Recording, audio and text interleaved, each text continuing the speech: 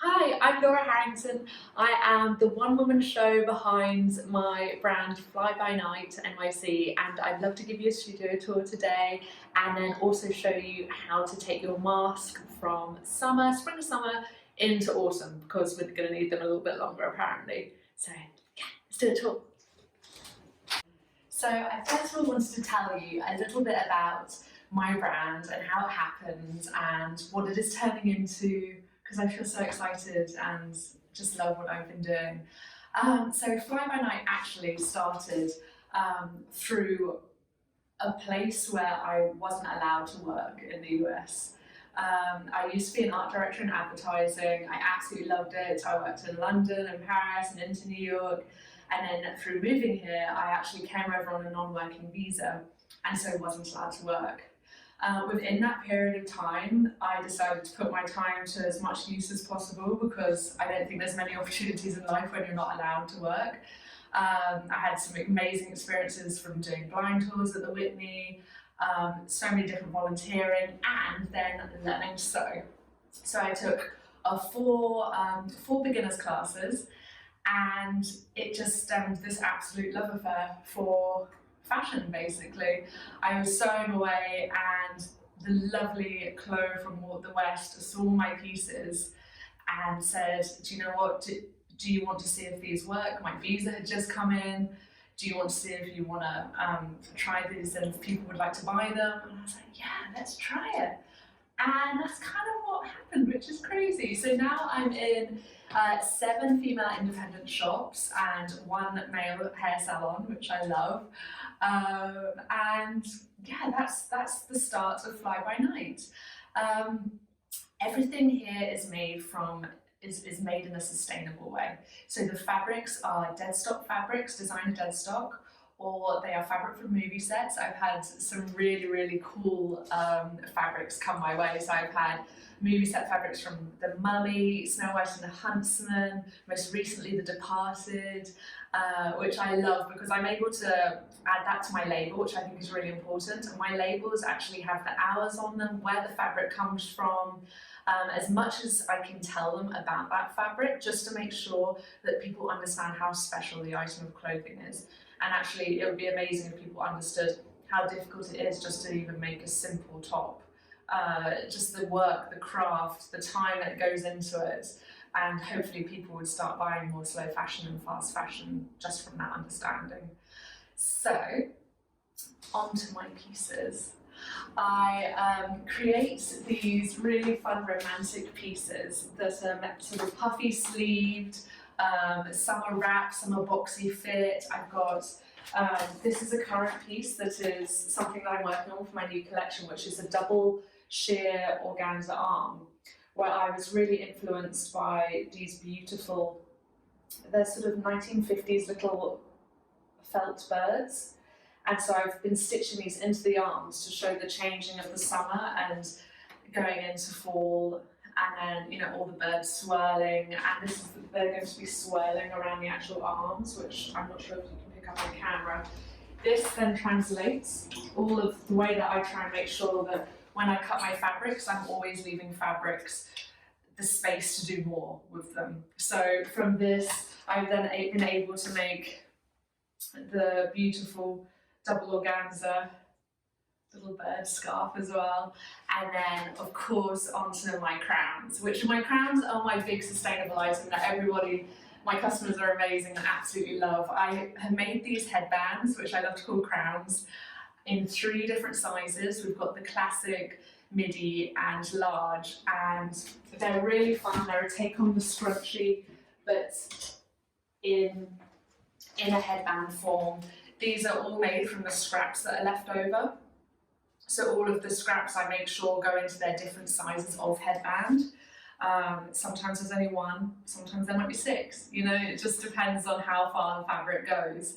And also I love to buy a fabric with the thought of buying a tiny bit more than I envisioned for that fabric. I don't tend to buy rolls of fabric. I always buy yards of these specific amounts. Sometimes the movie set fabrics can only go so far because I'm only getting what isn't used on that set. So that's where my fun pieces go. Once the pieces are too small, I pretty much, by my sewing machine, I always have my tiny pot. This is for my really mini pieces, you know, your tiniest cuts that I couldn't do anything with this. But if you can, you're welcome to having them. So that goes in my teeny weeny ones. I then have another bag which sits just alongside. These are for my bigger cuts. This is for when I'm sort of cutting my larger pieces and I don't have a really big piece left over that I think, oh, do you know what, that's going to be a scarf, that's going to be a headband, I'm not sure. So then I keep this bag, which is for my in-betweeny sizes. So you're sort of looking at this sort of size. So something that's small, but still I wouldn't really want this going into the recycling quite yet. None of my fabrics would ever go near landfill. Everything gets recycled at FabScrap, which is an amazing female founded company, and they recycle everything into housing insulation. It's pretty incredible. But yeah, so in this bag goes my next pieces. Sometimes then I'll go through these and then I'll make a separate pot of things I'll be working on, a list of things what to do. I always have a list of what could I make with these small pieces? What will I do with them? This one example has already been used to practice some embroidery on.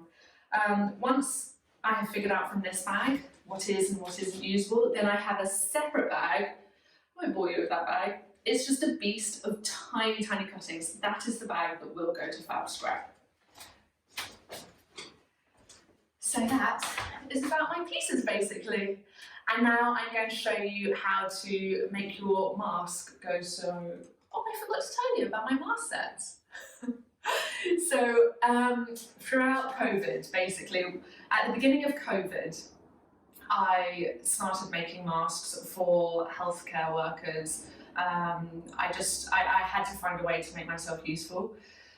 And so I started making them for healthcare workers, and then after that I had a lot of customers messaging me saying, hi, can we get masks? And I was like, oh, I'm not sure yet because I want to make enough for healthcare workers, see how, you know, the government deals with actually supplying these.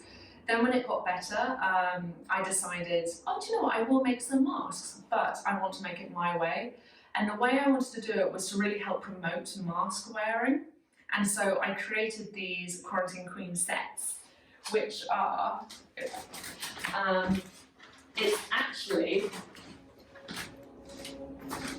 a headband and crown duo. And this just, I think, is just so much fun, just as a way to make it part of your fashion, make it part of your personality. I've actually recently been embroidering them with wear a damn mask, with your name, with your initials. Something fun that just makes it feel like you're not losing yourself through this. I think it's really important that fashion, you know, it can be functional and it can also be fun, so why not?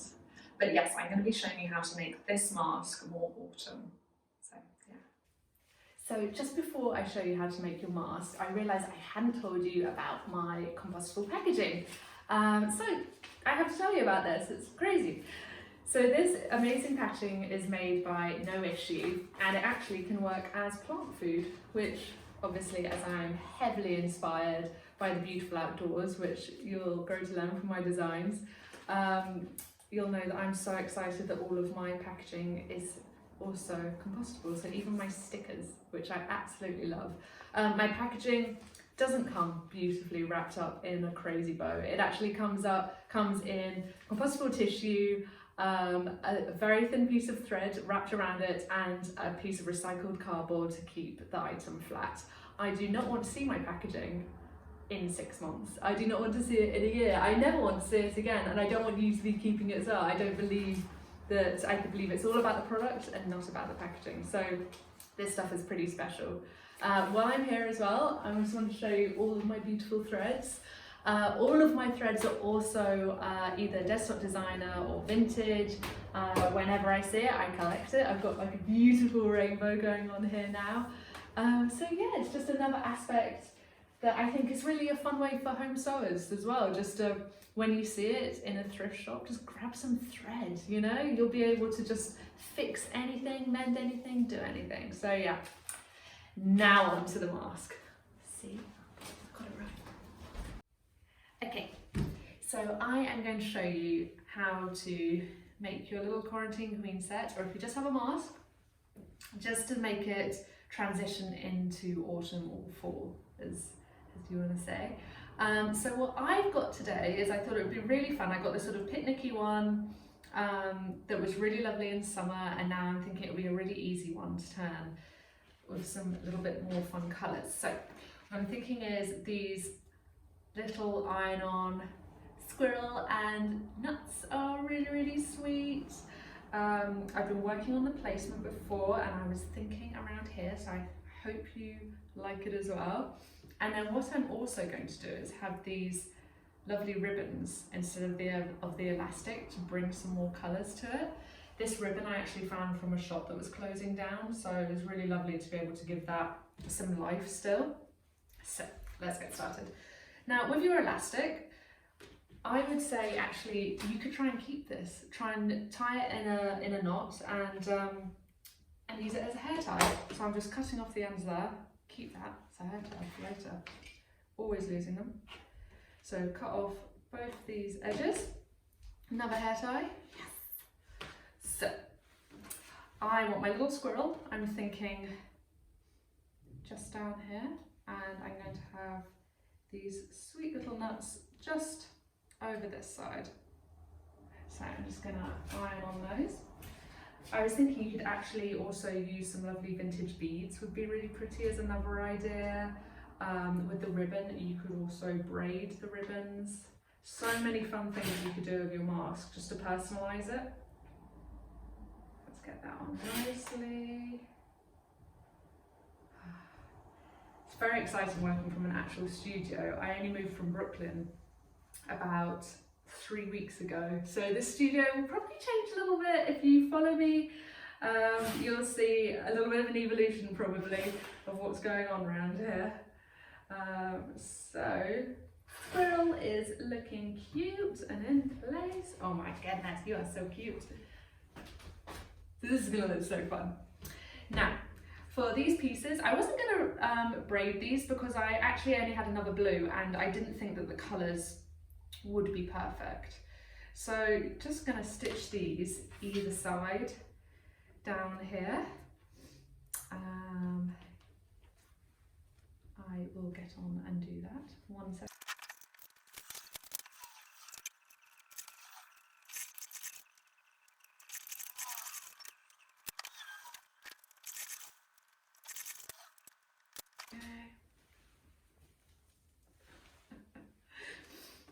Okay, so now once you've tied on these, you've got both of your sides looking really sweet down the side, and it's definitely feeling more the colour scheme that we want.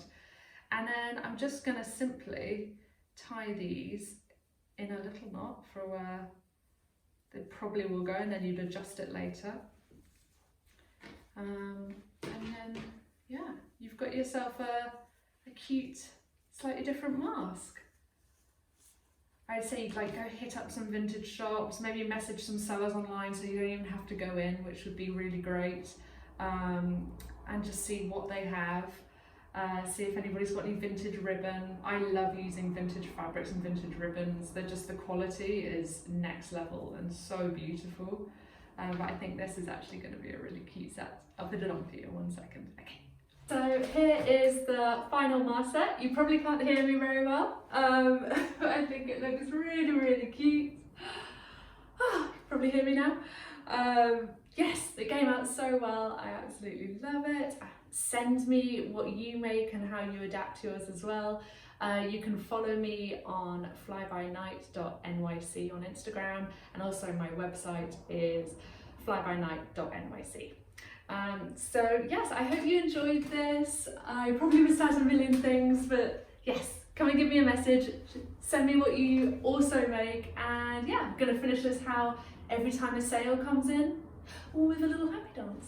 Goodbye.